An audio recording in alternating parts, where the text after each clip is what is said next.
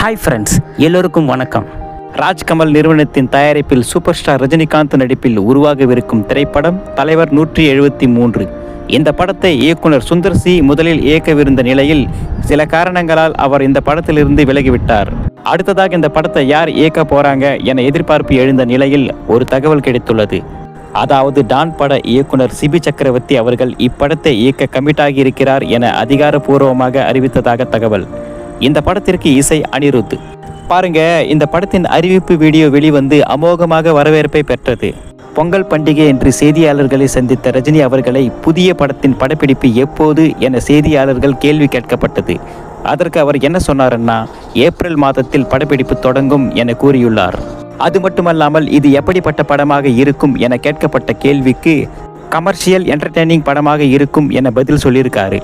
இன்னும் சொல்ல போனால் அனைவருக்குமான படமாகவும் பொழுதுபோக்குடன் வணிக ரீதியான வெற்றி படமாக இருக்கும் என்று கூறியுள்ளார். மேலும் இது போன்ற சினிமா செய்திகளை தெரிந்து கொள்ள நம்ம சேனலை சப்ஸ்கிரைப் பண்ணிக்கோங்க, லைக் பண்ணுங்க, ஷேர் பண்ணுங்க, முக்கியமாக கமெண்ட் பண்ணுங்க.